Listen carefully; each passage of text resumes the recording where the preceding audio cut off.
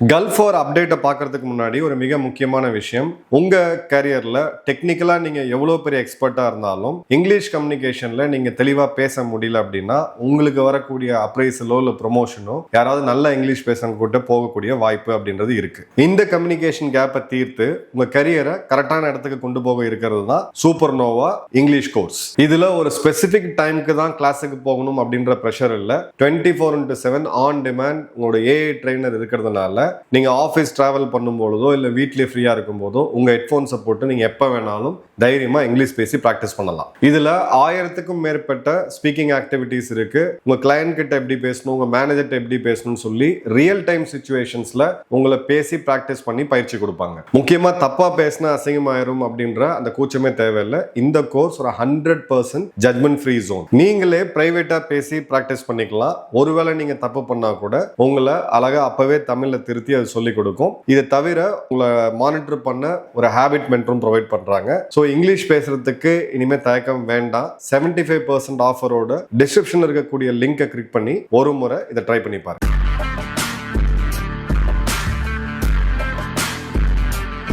வணக்கம், ஜெயஹிந்த். இன்னைக்கு நம்ம சேனல்ல வளைகுடா நடக்கூடிய யுத்தத்தை பத்தி இன்னொரு மிக முக்கியமான அப்டேட் பார்க்க போறோம். இப்போ வளைகுடா நாடுகளை சேர்ந்த சில முக்கியமான உறுப்பினர் நாடுகள் மற்றும் குளோபல் சவுத்துன்னு சொல்லக்கூடிய ஆப்கானிஸ்தானுக்கு மேற்கு பக்கம் இருக்கக்கூடிய சில நாடுகள் எல்லாம் ஒன்றாக கூடி அமெரிக்கா, இஸ்ரேல் ஒரு தரப்பு மற்றும் ஈரான் கிட்ட ஒரு பேச்சுவார்த்தை நடத்தி இந்த போர் இதுக்கு மேலே போகக்கூடாது, இது மனித குலத்துக்கே ஒரு பெரிய அச்சுறுத்தலாக இருக்குது அப்படின்னு சொல்லி ஒரு 45 நாள் இந்த போர் நிறுத்தத்தை அறிவிச்சுட்டு இந்த 45 நாளுக்குள்ள ஒரு பெர்மனன்ட் முடிவை இந்த யுத்தத்துக்கு கொண்டு வரணும். ஒருவேளை அது டிலே ஆச்சுன்னா இன்னும் கொஞ்சம் எக்ஸ்டெண்ட் பண்ணி பண்ணணும். இருக்கிறபடி ஸ்டேட்டஸ் கியூ. இப்போ ஈரான் எந்த நிலைமையில் இருக்கோ அது அப்படியே இருக்கும். ஸ்ட்ரைட் ஆஃப் ஹார்மூஸ் February 28க்கு முன்னாடி எப்படி இருந்துச்சோ அதே மாதிரி இருக்கும். அமெரிக்கா, இஸ்ரேல் இந்த நாடுகள் எந்த தாக்குதலையும் ஈரான் மேலே நடத்தாமல் அதன் பிறகு பேச்சுவார்த்தை நடத்தணும் அப்படின்னு சொல்லிட்டு தேவைப்பட்டா இன்னொரு முறை இந்த எக்ஸ்டென்ஷனை பண்ணிக்கலாம் அப்படின்றதுக்கும் ஒரு உறுதியான தகவல் வந்துடுது.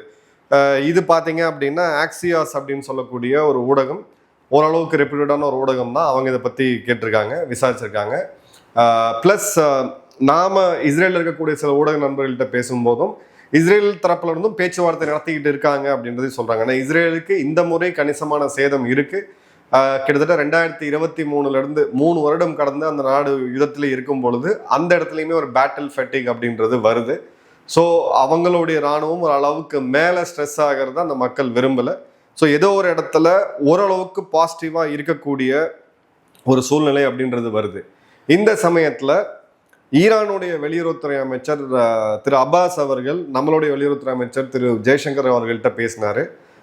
ப்ளஸ் நாமும் UAE, சவுதி, கத்தார், பஹ்ரைன் 4 நாடுகள் கிட்ட தனித்தனியான பேச்சுவார்த்தை நடத்தியிருக்கோம். அந்த ட்ரம்ப் விதிச்ச அந்த கெடு எப்போ என்ன மாறுவாருன்னு சொல்லி அவருக்கே தெரியாது. ஸோ அதை லைட்டாகவும் எடுத்துக்க முடியாது.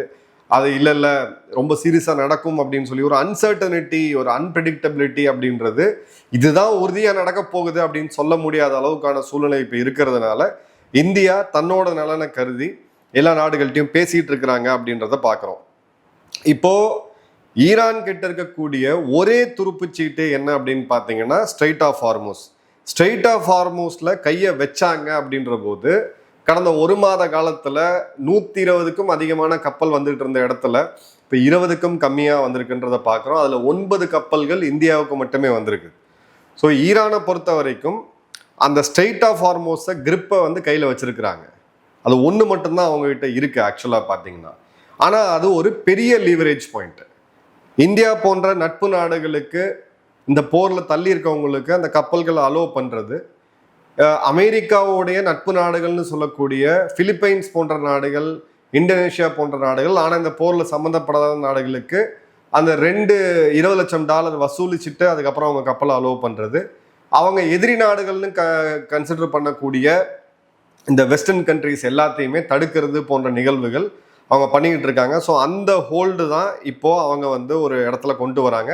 ஸோ ஸ்ட்ரைட் ஆஃப் ஹார்மூஸை மேபி இஸ்ரேல் மற்றும் அமெரிக்க கப்பல்களுக்கு மட்டும் அனுமதி இல்லை அப்படின்னு சொல்லிட்டு மிச்ச நாட்டு கப்பல்களுக்கு அனுமதி அளிக்கலாம். இது ஒரு சான்சஸ் இருக்கு. இல்லை இன்னொன்று எடுத்தீங்க அப்படின்னா ஒரு எங்களுக்கு இன்ஃபார்ம் பண்ணிட்டு உங்களுக்கு இப்போ ஒரு 10 கப்பல் ஒரு நாட்டுக்கு போயிட்டு இருக்குன்னா நீங்கள் 3 கப்பலை நாங்கள் அனுமதிக்கிறோம் அப்படின்னு சொல்லிட்டு அந்த ப்ரெஷரை கொஞ்சம் கம்மி பண்ணலாம் உலக நாடுகள் மேலே. 2வது ஆப்ஷன். 3வது ஆப்ஷன், அந்த $20 லட்சம் கட்டிட்டு யார் வேணா போகலாம் அப்படின்னு சொல்லலாம். இது ஒரு ஆப்ஷன் இருக்கு.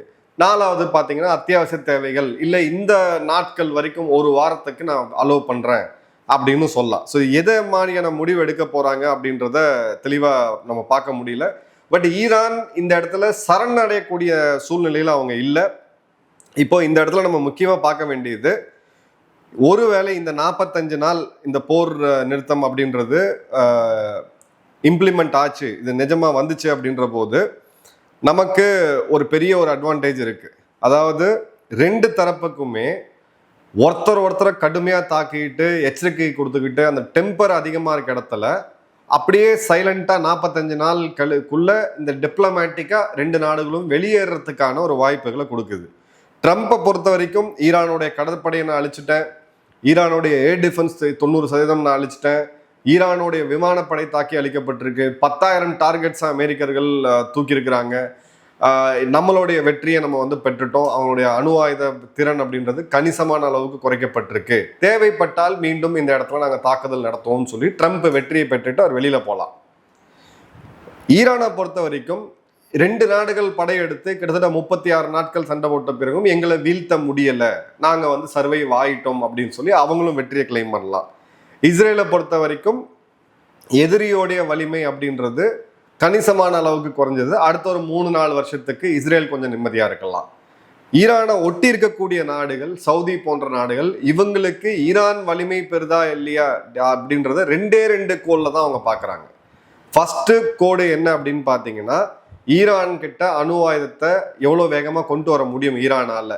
அணு ஆயுதம் ஈரான் கையில் வந்துருச்சுன்னா இந்த நாடுகள் எல்லாமே அவங்களுக்கு அடிமையாக தான் இருக்கணும். கத்தார் 30 லட்சம் ஜனத்தொகை, UAE 1,15,000 பேர், 1,15 லட்சம் பேர் ஜனத்தொகை, சவுதி எடுத்தீங்கன்னா 2 கோடிக்கு கீழே, ஈரான் பார்த்தீங்கன்னா 10 கோடிக்கும் அதிகமாக வாழக்கூடிய மக்கள். ஸோ ஈரான் ஒரு நாளைக்கு ஒரு பெரிய த்ரெட்டா, ரஷ்யாவை கண்டு இப்போ உக்ரைன் தாண்டி போலாந்து போன்ற நாடுகள் பயப்படுதோ இந்த நாடுகள் பயப்படக்கூடிய சூழ்நிலை வரும். ஸோ உண்மையாலுமே அவங்க நியூக்ளியர் கேப்பபிலிட்டி கம்மியாக இருக்கு, இனி அணு ஆயுதங்களை எடுக்க மாட்டாங்க.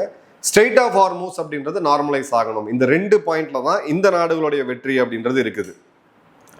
அமெரிக்காவை பொறுத்த வரைக்கும் இந்த இடத்துல தங்களுடைய காஸ்ட்டை இன்னும் அதிகப்படுத்தாம, தங்களுடைய கூட்டாளி நாடுகளை இன்னும் அதிகமாக காயப்படுத்தாம, காஸ்ட் ஆஃப் த வார் கிட்டத்தட்ட $3 பில்லியன், 25,000 கோடியிலிருந்து 30,000 கோடி இந்திய மதிப்புப்படி ஒரு நாளைக்கு அமெரிக்கா செலவு பண்ணிட்டு இருக்கு.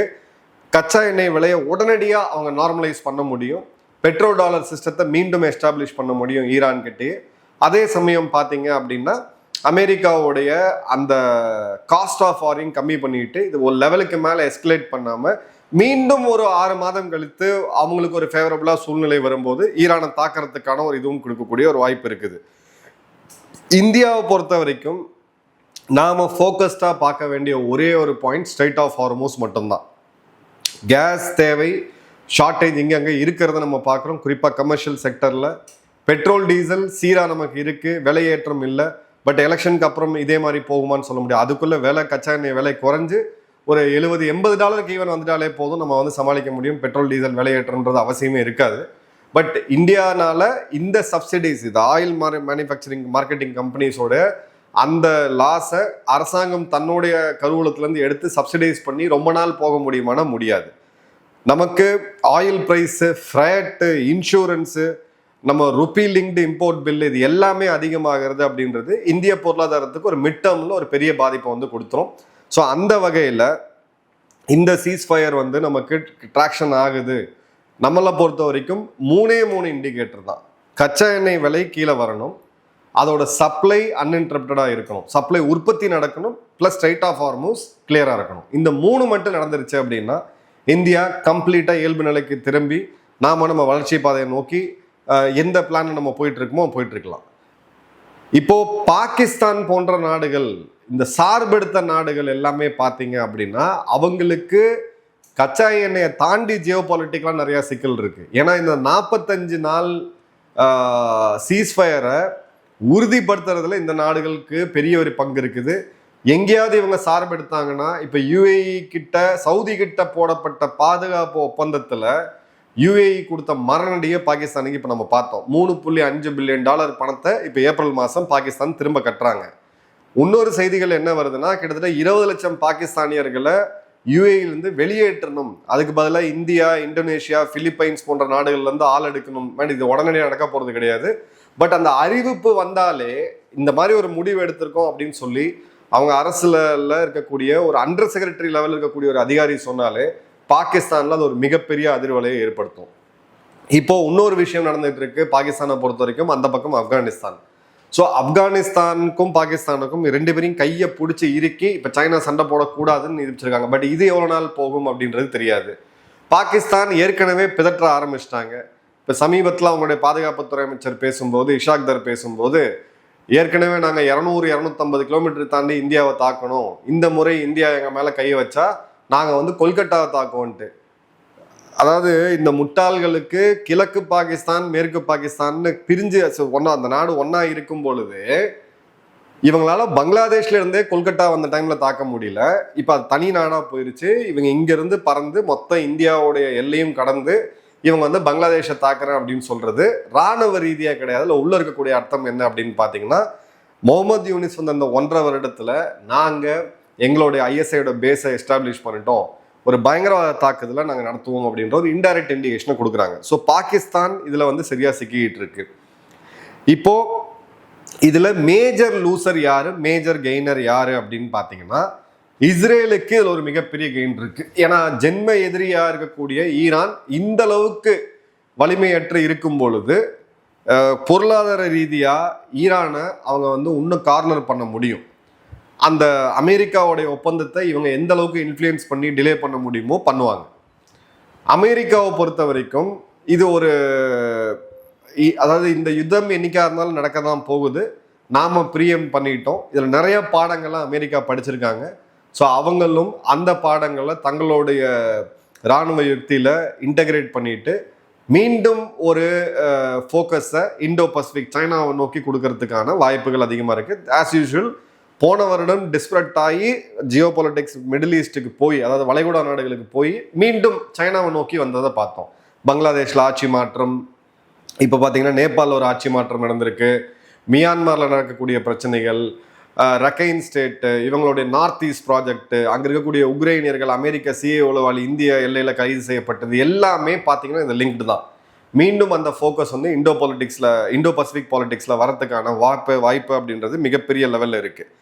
ஏன்னா இந்த வாய்ப்பை பயன்படுத்தி சைனா ஒரு மிகப்பெரிய தீவை உருவாக்கிட்டாங்க. தென் சீன கடல் பகுதிகளில் உலக நாடுகள்லேருந்து பல நாடுகள் மண்ணை வெற்று மாஃபியா நடத்தக்கூடிய பல நாடுகள்கிட்ட இருந்து இந்த மண்ணை வாங்கிட்டு போய் அங்கே செயற்கையாக தீவை உருவாக்கி வச்சிருக்காங்க.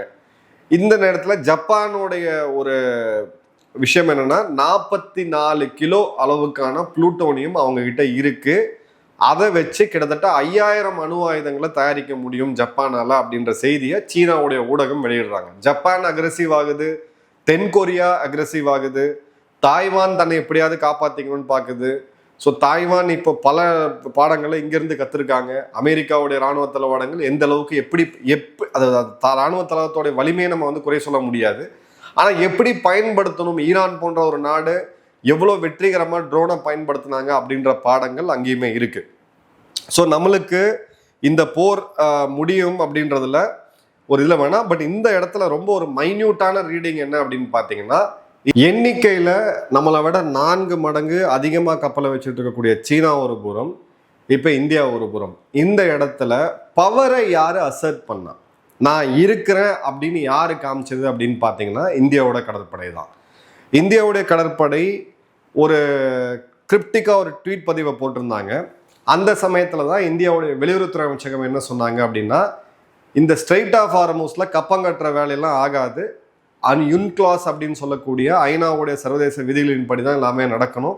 ஸோ இந்த இடத்துல பாஸ் பண்ணக்கூடிய எந்த இந்திய கப்பலும் யாருக்கும் கப்பம் கட்டாது. அதே சமயம் ஈரானோட நம்ம நட்பும் பாராட்டிகிட்டு இருக்கோம், ஈரானுக்கு மெடிசன்ஸ் நம்ம அனுப்பிச்சுட்டு இருக்கோம். இப்போ சமீபத்தில் கூட பார்த்தீங்கன்னா நேற்று, அதாவது 5ஆம் தேதி ஏப்ரல், கிட்டத்தட்ட ஆப்கானிஸ்தானுக்கு தேவையான அத்தியாவசியமான மருந்து மற்றும் லைஃப் சேவிங் ட்ரக்ஸில் ஆரம்பித்து உணவுப் பொருட்களை நம்ம அமைச்சிருந்தோம். ஸோ அந்த வகையில் இந்தியா ரொம்ப ஒரு நட்பு நம்பக்கூடிய ஒரு நாடாக இருக்கும். ஆனால் எந்த இடத்துல பவரை எக்ஸர்ட் பண்ணணுமோ அந்த இடத்துல பவரை நம்ம கிளியர் கட்டாக அசர்ட் பண்ணியிருக்கிறோம். இது ஒரு மேஜர் சேஞ்ச். இனிமே வரக்கூடிய ஆயில் ஷாக்ஸு, இந்த வளைகுடா நாடுகள் நடக்கக்கூடிய யுத்தம், இப்போ ஹவுத்தீஸ்க்குமே பார்த்தீங்கன்னா அவங்க கண்ட்ரோல் பண்ணக்கூடிய அந்த குறுகிய பாதை மண்டப்பாதைக்கு வந்து நாளைக்கு ஏதாவது ஒரு பிரச்சனை வருது அப்படின்னா அந்த இடத்துல இந்தியா பவரை அசர்ட் பண்ணும், இந்த இடத்துல நாங்கள் நிற்போம் அப்படின்றத காமிச்சிருக்காங்க. வெஸ்டர்ன் செக்யூரிட்டி எக்ஸ்பர்ட்ஸ் அவங்க எல்லாருமே இதை ரொம்ப ரொம்ப உத்து கவனிக்கிறாங்க அப்படின்றத பார்க்குறோம். நம்ம ஊடகங்கள் அதை மிஸ் பண்ணுறோம். ஸோ இந்த 45 நாள் அமைதி அப்படின்றது வரும் அப்படின்ற ஓரளவுக்கு நம்பிக்கை இருக்குது. பட் என்னுடைய ஏர்லியர் கணிப்பு அப்படின்றது இந்த போர் ஏப்ரல் 15 20 வரைக்கும் இது நீடிக்கிறதுக்கான வாய்ப்பும் அதிகமாக தான் தெரியுது. இன்னொரு டீட்டெயில் வீடியோவில் பார்ப்போம். நன்றி, வணக்கம், ஜெய்.